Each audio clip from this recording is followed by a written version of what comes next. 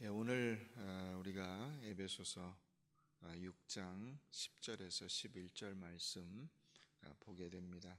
주 안에서와 그 힘의 능력으로 강건하여지고 하는 이 10절에서 제목을 따왔습니다마는 또 다른 제목을 붙인다면 마귀의 간계를 대적하라, 뭐 이런 제목을 붙일 수도 있고, 혹은 영적 전투에 굳건하게 임하라, 뭐 이런 제목을 붙일 수도 있을 것 같습니다.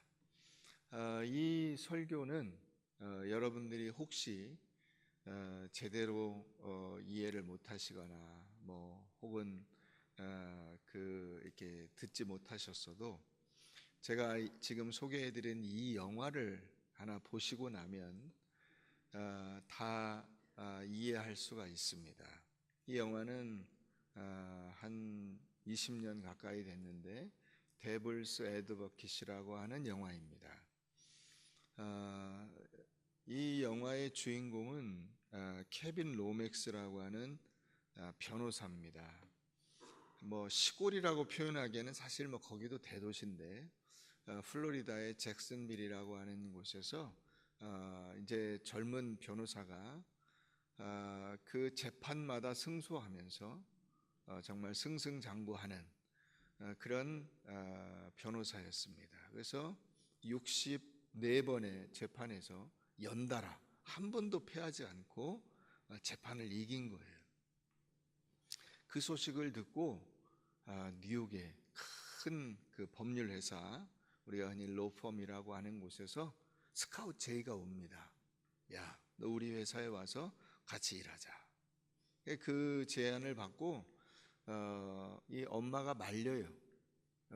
이제 뉴욕으로 간다고 하니까 엄마가 막 말립니다. 같이 신앙생활을 하는 집인데 엄마 홀어머니가 있고 자기 와이프하고 이렇게 셋이 사는데, 엄마가 마태복음 10장 16절 말씀을 이렇게 인용하면서 내가 너희를 보내는 것이 양을 이리떼 가운데 보내는 것과 같다, 이렇게 마음이 안 놓이고 정말 뭐 이렇게 이렇게 금방 잡아먹힐 것 같은 그런 그 아슬아슬한 그런 마음을 예수님이 제자들을 보내시면서 표현하시잖아요.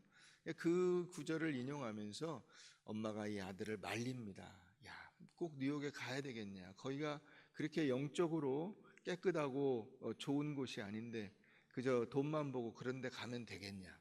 근데 이제 그런 엄마의 만류를 뿌리치고 뉴욕으로 갑니다.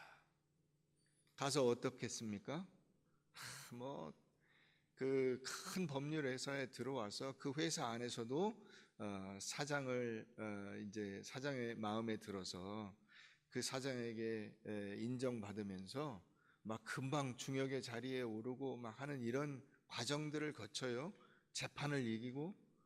근데 알고 보니까 이 회사가 소위 말하는 그 악당들을 이렇게 편들어 주면서 그 소송에 이기도록 해주면서 거기서 이렇게 또 돈을 받아 챙기는 그런 좋지 않은 일을 하는 회사예요. 물론 법은 이게 적용을 해서 재판에는 이기지만 이게 알고 보면 그렇지 않은 거예요. 그래서 예를 들면 이제 거기에도 그 영화에도 나오는데 분명히 살인범인데, 돈 많은 부동산 재벌이에요. 살인범인데 그 살인범을 무죄 판결을 받게 해줍니다. 근데 이제 이런 과정에서 그 두 부부가 올라왔잖아요. 두 부부가 그 영적인 혼란을 겪는 거예요.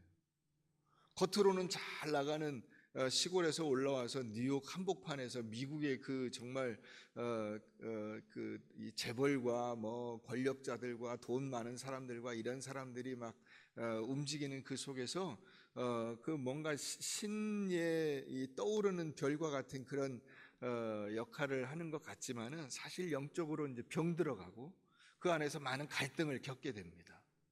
그러는 가운데 이 와이프가 점점 이제 정신적으로 영적으로 문제를 겪게 돼요. 그래서 뭐 흔히 말하는 대로 하자면 우울증과 정신 이 쇠약증에 걸려서 이제 제 기능을 못 하게 됩니다. 아내가.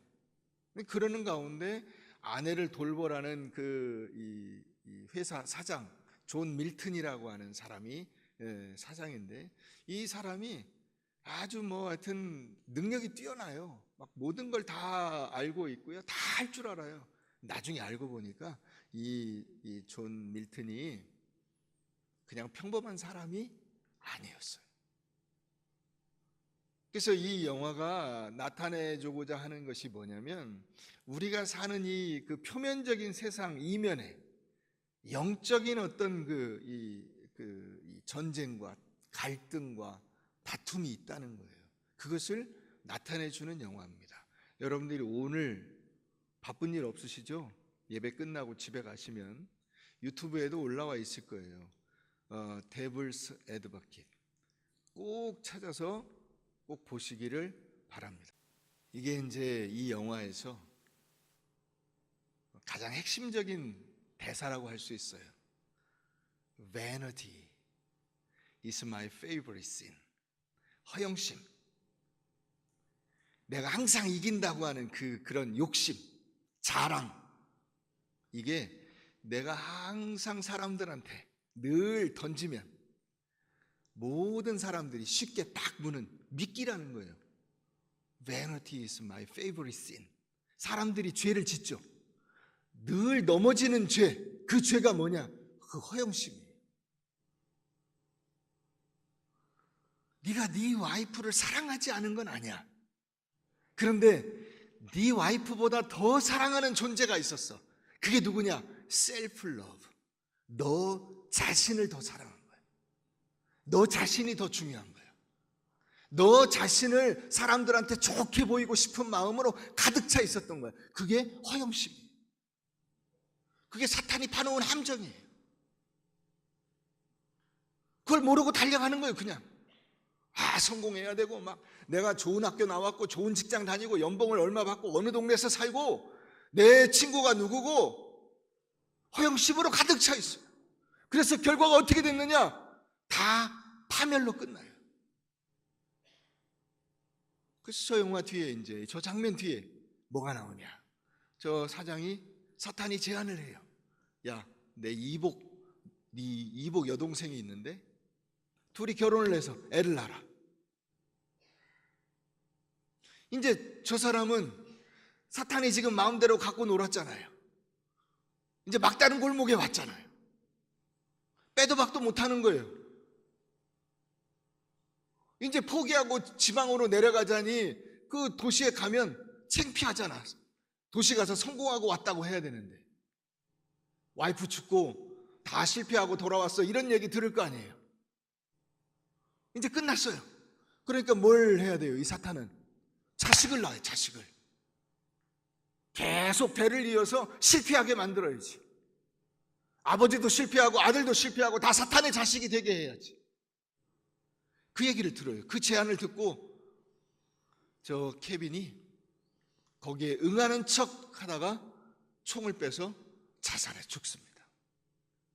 네 맘대로는 안 되지. 그리고 딱 총을 쏴서 죽어요. 자, 그러면 영화가 끝나냐? 끝난 것 같은데 그렇지 않아요.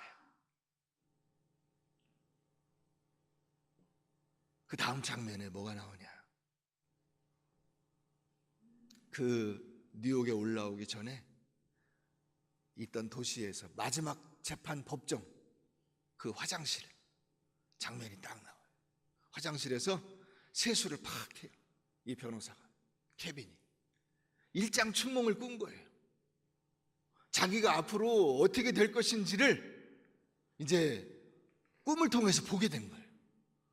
그래서 정신 차려야 되겠다. 내가 아무 사건이랑 막 맡아가지고 양심에 어긋나는 일을 하지 말아야 되겠다. 내가 똑바로 살아야 되겠다. 그런 생각이 들어서 이제 마지막 그 변론만 딱 하면 이기는 거예요. 끝나는 거예요. 재판 법정에 들어가서 재판장에게 이야기합니다. 저 변호사 사임하겠습니다. 더 이상 이 사람 변호하지 않겠습니다. 자, 자, 그래가지고 이제 막 재판장이 이제 난리가 났어요. 그리고 이 부부가 밖으로 나옵니다. 나오는데 기자가 한 명 쫓아와요. 기자가. 야, 대단하다. 그 악덕 변호사가 무슨 수단과 방법을 써서라도 끝까지 이기는 이 변호사가 개과천선에서 양심적으로 살기로 했다는 이 이야기를 신문에 내고 방송에 나가면 당신 유명인사가 될 거야.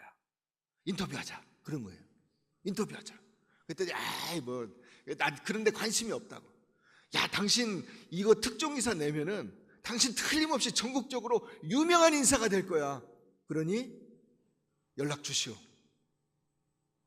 그 유혹을 못 이기는 거예요. 내일 아침에 연락하세요 하고 가요. 그때 그 기자가 뒤에서 환하게 웃어요. 그리고 얼굴이 변해요. 누굴까요? 그 존 밀턴이 얼굴이 쫙 나옵니다. 여러분, 끊임없이 우리에게 사탄이 손을 쓰는 거예요. 우리로 하여금 그 영적인 싸움에서 지도록. 여러분, 사탄이 괴물의 얼굴을 하고 나타나지 않아요. 여러분들 옆에 아내로, 남편으로, 자식으로, 부모님으로, 직장 상사로, 주변에 있는 사람들로 나타나요.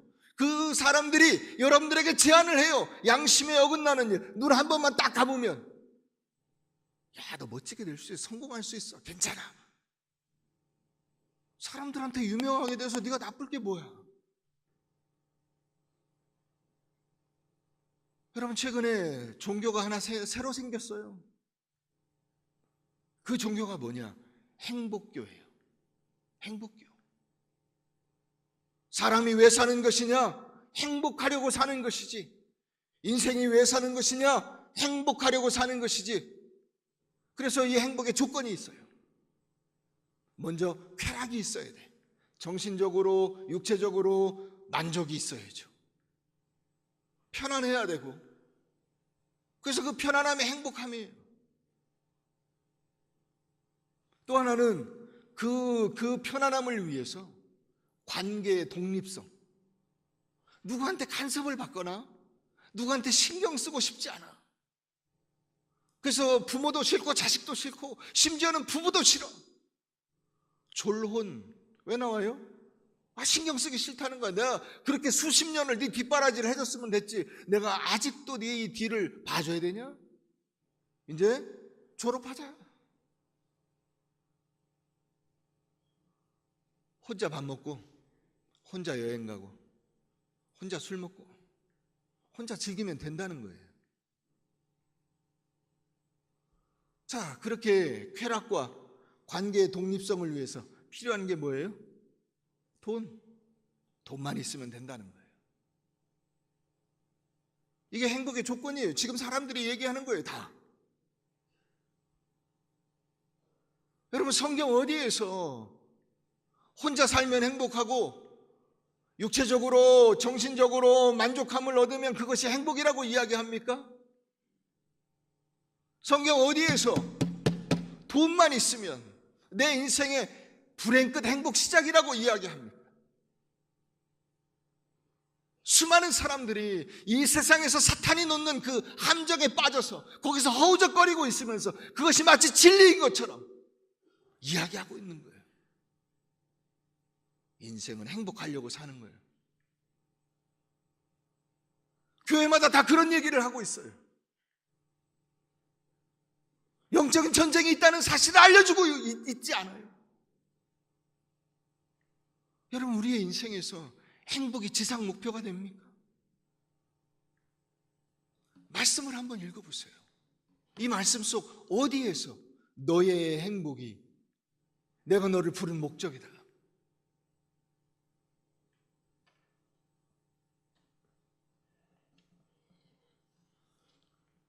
하나님은 우리에게 하나님과 관계를 맺고 이웃을 사랑하고 하나님을 사랑하고 이웃을 사랑하고 그래서 하나님의 자녀다운 삶을 사는 것이 참된 행복이라고 이야기하는 것입니다. 이것을 우리가 놓치게 되면 조금 아까 장면에서 본 것 같이 허영심은 내가 가장 자주 쓰는 my favorite sin, 죄를 짓게 하는 거예요.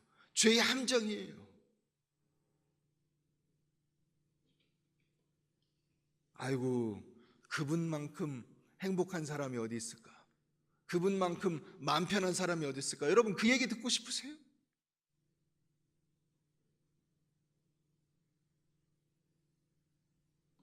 우리가 에베소서를 보고 있습니다. 에베소서의 클라이막스는 바로 이 6장 10절 이하입니다.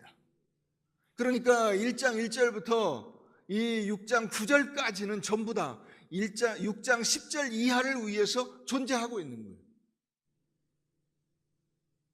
자, 1장 3절 한번 가보십시다. 에베소서 1장 3절.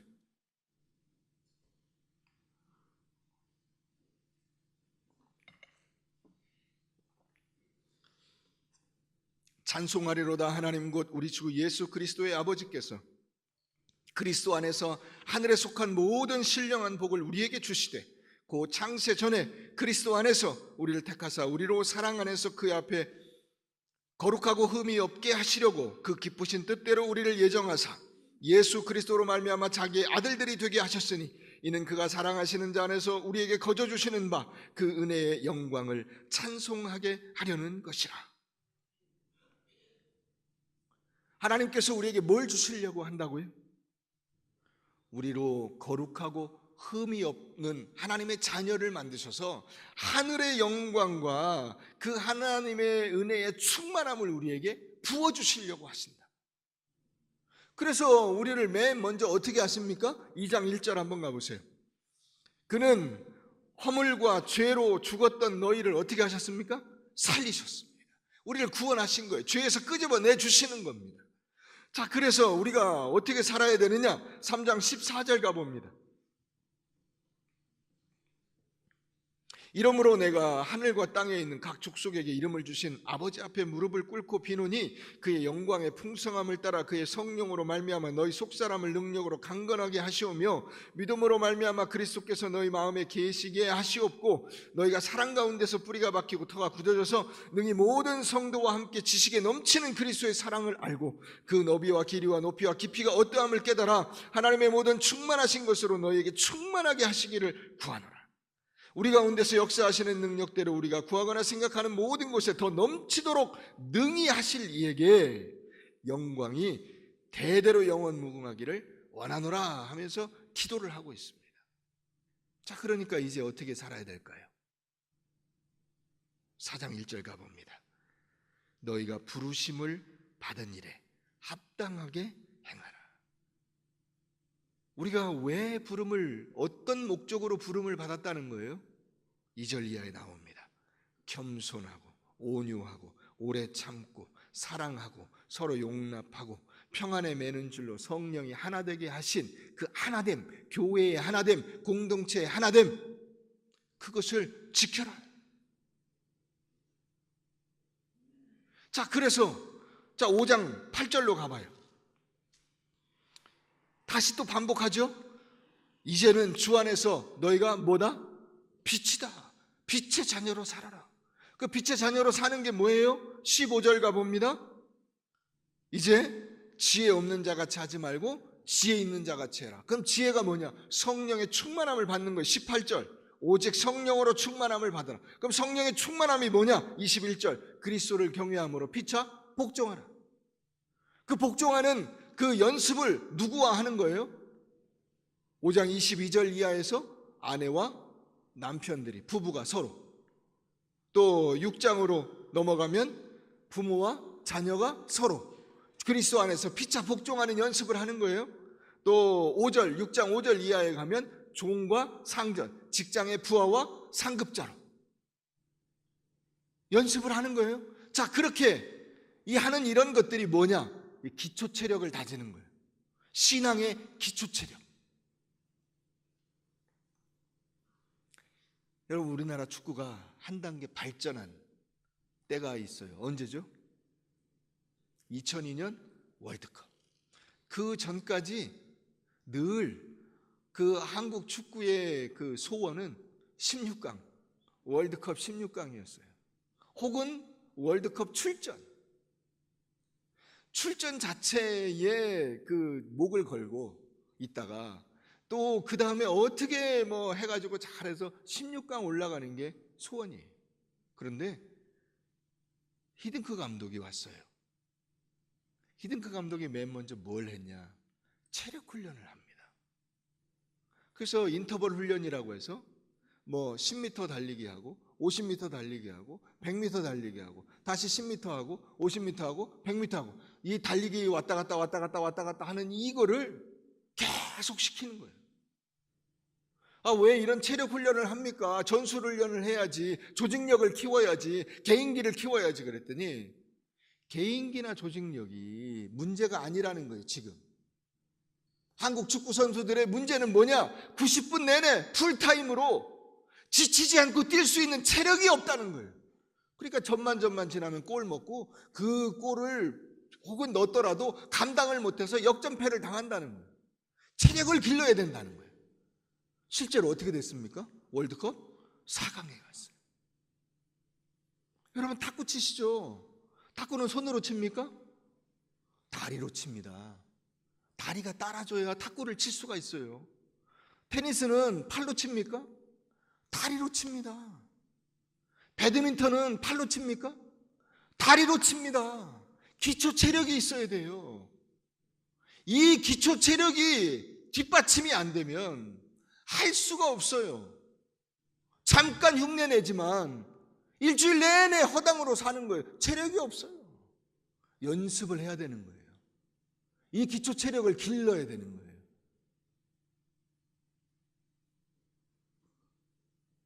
그러니까 6장 9절까지 이제 우리가 하나님의 약속의 자녀로 부름받아서 하나님께서 우리에게 주실 그 하늘의 풍성한 영광이 약속되어 있으니 너는 그 사실을 알고 열심히 그 개인적인 능력과 그 자산을 훈련을 해서 이제 6장 10절 이하에서 개인적인 훈련으로 끝나지 않고 누구를 맞서서 싸워야 돼요? 악한 사탄 마귀와 맞서 싸워야 돼요. 그 전까지는 간접적인 싸움이었어요. 사탄이 파놓은 함정을 이리저리 이게 피해가는 정도였어요. 그것을 극복하는 정도였어요. 게으른 자신과 혹은 자기의 욕심으로 가득 찬 자신을 내려놓고 하나님의 말씀으로 훈련을 받는 것이었어요. 그런데 이제부터는 직접 사탄의 위협과 맞서서 싸우는 거예요. 여러분 남자가 이제 만 18세가 넘으면 신체 검사를 받습니다. 신체 검사를 받고 나면은 그 다음에 뭘 합니까? 군대를 가야죠. 군대를 가야 돼요. 자, 그러니까 우리가 그냥 일반 그 시민의 삶으로 볼 때 18세 이전까지는 자신을 이제 건강하게 키우는 거예요. 건강한 그 일반 상식을 가진 건전한 시민으로 자라면 돼요. 자, 그런데 그 다음에는 뭘 해야 됩니까? 나라를 위해서 외부의 적과 맞서 싸우는 거예요. 마치 이 6장 10절에서 보는 이것과 같아요. 그래서 우리가 군대 가는 여러분들의 자식들을 보면서 뭐라고 합니까? 아이고 우리 아들 아직도 애긴 줄 알았더니 다 컸네. 다 컸네. 왜 다 큰 겁니까? 이제 자신을 추스르는 데서 그치지 않고 외부에 있는 적과 싸울 수 있는 제대로 된 성인이 됐다는 거예요. 우리가 영적으로도 마찬가지예요. 그저 겨우 자기 앞에 그냥 그 아내, 남편, 부모, 자식, 직장, 상사, 부하 뭐 이런 거 가지고 아웅다웅 하는 여기서 끝나지 않고 눈을 좀 키우라는 거예요. 눈을. 시야를 넓히라는 거예요.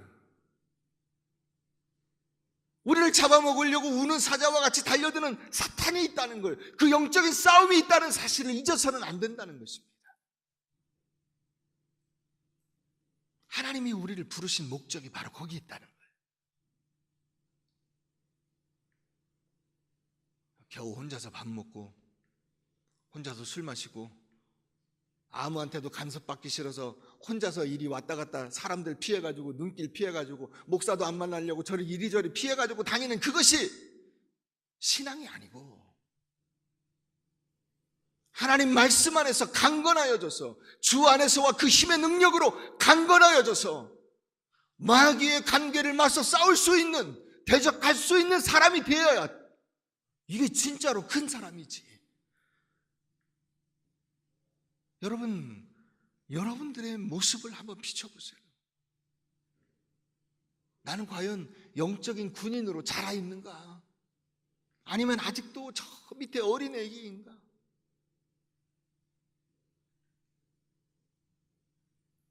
기독교 신앙의 핵심은 바로 이 6장 11절에 있습니다. 마귀의 관계를 능히 대적하기 위하여 하나님의 전신갑주를 입으라. 여러분, 여러분들의 자녀 혹은 여러분들의 조카, 친척, 건강한 그 대한민국 남자로서 가서 군대 가서 군복 입고 다 와가지고 격리하면서 휴가 나왔습니다 그러면 얼마나 듬직하고 늠름합니까? 여러분, 하나님이 보실 때 여러분들을 보고, 야, 우리 자녀가, 우리 아들이, 우리 딸이 다 컸네, 다 컸네.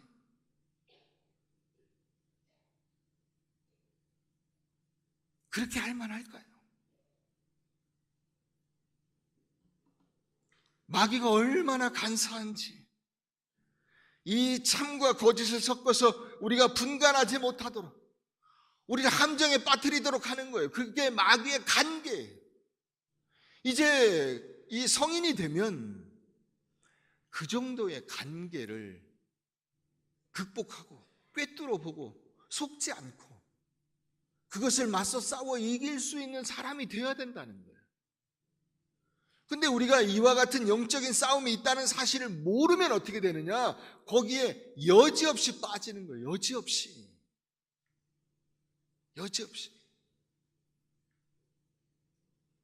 아까 그 영화 장면에서 나오죠.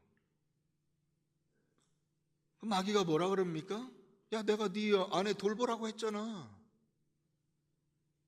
근데 네가 뭐라 그랬어? 내가 아내 돌보다가 나중에 이 재판에 지면 제가 후회할 것 같습니다. 이렇게 말하지 않았어? 그거 네가 한 거지. 내가 시킨 거야?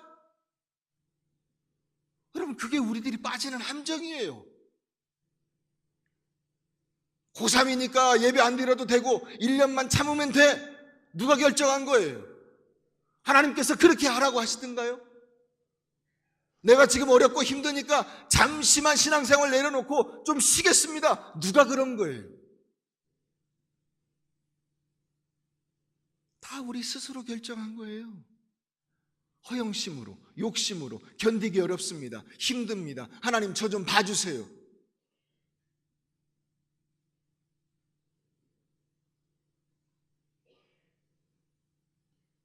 하나님께서 여러분들을 다시 건져주신 거예요. 여러분들이 에덴 동산에서부터 실패했어요. 여러분, 환경의 문제가 아니라는 거예요. 가장 아름답고 멋지고 아무것도 부족함이 없는 그 에덴 동산에서 하나님을 반역하고 하나님의 말씀에 불순종하는 그 범죄가 일어났다고요. 그러면 내가 조금 더 돈을 좀 더 벌면 내 신앙이 클까요? 내가 좀 더 건강해지면 내 믿음이 자랄까요? 다 핑계예요. 지금 하세요. 지금 여기에서, 지금 하나님의 말씀을 붙들고, 지금 내게 유혹을 던지고 내게 미끼를 던지는 그 사탄의 괴계가 무엇인가를 보고 그걸 물리칠 수 있어야 돼요. 그 영적인 싸움입니다. 그게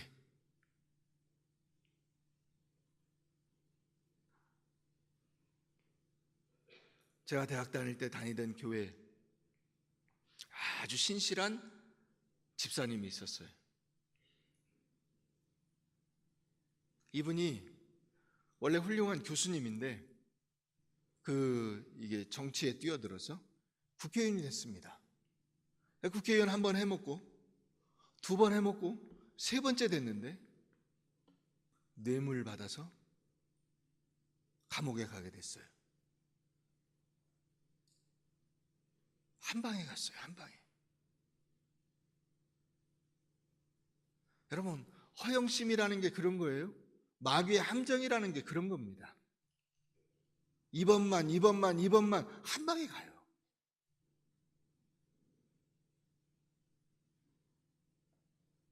다시 하나님께서 우리를 구원해 주셔서 자, 또다시 맞서는 그 마귀와의 싸움에서 이번엔 이겨라 이거예요. 이번엔 이겨라. 네가 에덴 동산에서 졌잖아. 네가 처음에 그 인생의 싸움에서 졌잖아. 근데 이번에는 이겨라. 내가 너를 다시 구해줬잖아. 그러니까 이번에는 이겨라. 이 영적인 싸움에서 네가 반드시 이겨. 내가 너와 함께 한다.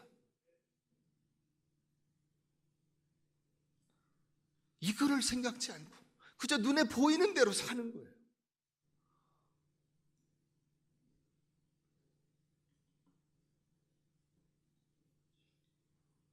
예수의 십자가로 구원받아 깨끗하고 거룩해졌으니 이제 예수님처럼 자신을 남을 위해서 내주어서 하늘에 썩어지는 미랄이 되고 자기를 저 말씀에 복종하고 자기를 부인하고 십자가를 져서 죽어가는 사람들을 몸된 교회를 통해서 구원하는 이와 같은 일들을 하는 거예요. 교회 안에서 같이 모여서 거기서 서로를 미워하고 원망하고 불평하는 것이 아니라 서로를 섬기며 믿음 안에서 자기를 단련시키는 훈련을 해서 마귀의 괴계에 맞서 싸워 이기는 사람이 되는 거예요. 이기는 것이 남을 이기는 것이 아니라 마귀가 놓은 그 함정을 들어가지 않고 거기서 빠져나오는 거예요.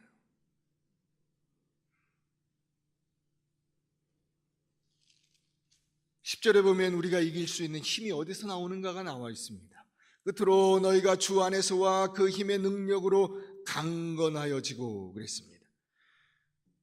두 가지가 나와 있죠. 하나는 그리스도와의 연합입니다. 주 안에서와. 두 번째는 그리스도의 힘입니다. 그리스도가 승리의 원천입니다. 예수를 믿고 그분 안에 들어옴으로써 그분 안에서 그분의 능력으로 그 예수의 능력을 가졌기 때문에 내가 공부 열심히 잘하고 합격하고 성공하고 뭐 잘되는 그것이 아니라 마음의 모든 미움과 분노를 내려놓고 아까도 그 영화에서 나오죠. 총을 쏘는데 뭐라 그럽니까? 그래 너 화를 내라 화를 내. 막 화를 내라. 자, 그 분노가 너의 그 원천이다. 삶의 원천이다. 여러분 그와 같은 분노를 가지고 우리가 살고 있어요. 네가 나보다 잘났어? 네가 나보다 훌륭해? 내가 너를 반드시 이기고 말 거야. 내가 너보다 낫지? 이런 그 분노와 이와 같은 마음들이 자만심이 우리 안에 가득해요. 그것은 사탄이 주는 마음이에요. 하나님께서 우리로 하여금 그렇게 살고 그렇게 그 분노로 살고 미움으로 살고 불평과 원망으로 살도록 우리에게 요구하지 않으십니다.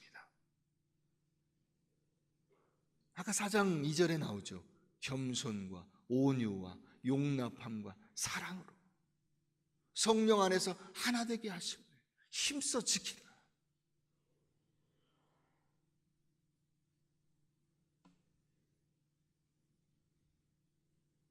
여러분 이 10절이 1장 19절에 이미 나와 있어요. 똑같은 얘기예요.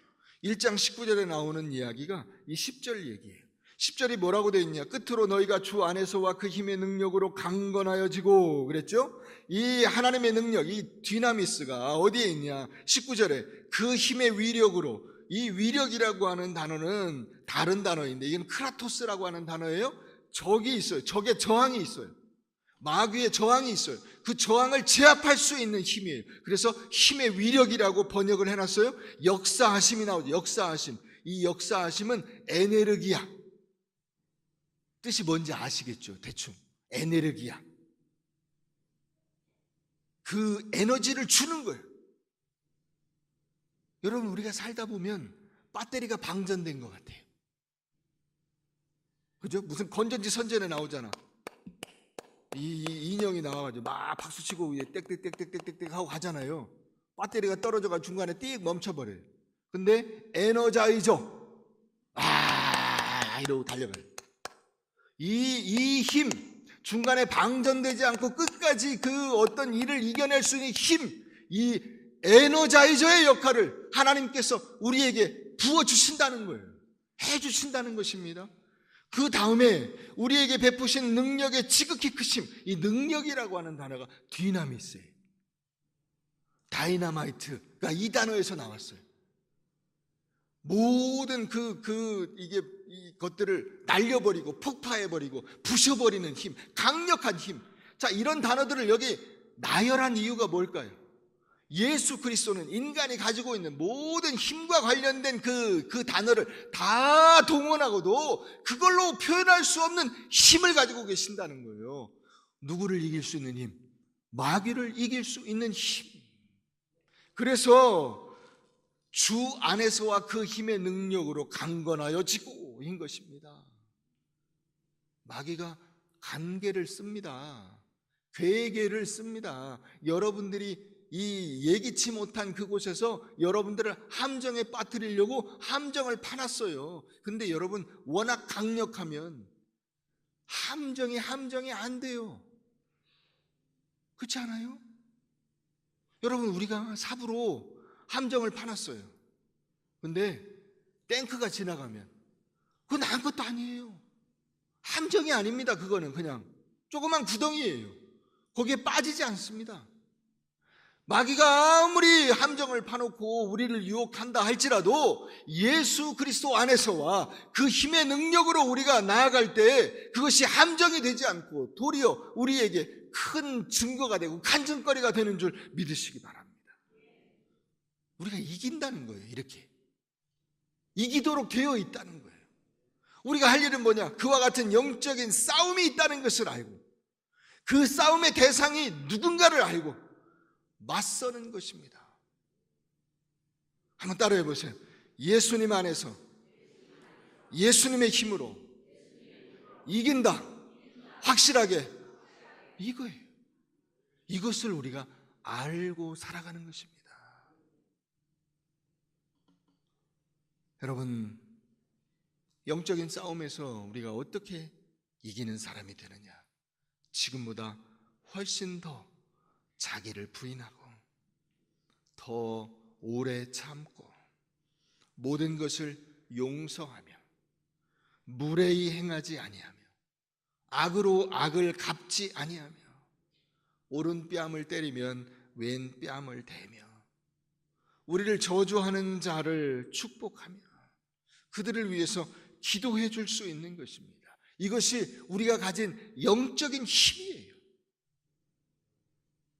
우린 그렇게 하면 돼요. 나머지는 하나님이 해결해 주신다는 거예요. 원수에게 원수로 갚지 않는 이유는 하나님이 알아서 처리할 것이기 때문에 내가 거기에 화를 낼 필요가 없다는 거예요. 야, 내가 알아서 처리할 테니까 너는 걱정하지 말고 너는 잘해줘라. 그냥 잘해줘. 여러분, 우리가 가슴을 치며 통곡하며 하나님 앞에 기도해야 될 것들은 뭐냐? 하나님, 제가 몸이 병들었습니다. 하나님, 우리 아이가 지금 취직을 못하고 있습니다. 하나님, 어떡합니까? 이것이 아니라는 거예요. 저 아프리카의 원주민을 구해 주십시오. 동남아에 죽어가는 영혼들을 구해 주십시오. 그게 아니라는 거예요. 아직도 내 이웃과 화해하고 그들을 용서하고 사랑할 수 있는 실력이 없는 저를 불쌍히 여겨 주십시오. 가장 가까이에 있는 남편조차 사랑하지 못하고 아내조차 사랑하지 못하고 부모님을 공경하지 못하고 자식을 받아주지 못하고 실력이 없습니다. 하나님, 제가 어느 정도인지 알지 않습니까? 저를 불쌍히 여겨 주십시오. 사람을 보면 먼저 흠부터 보이는 제 눈을 하나님 바꿔주십시오. 제 눈이 잘못됐습니다.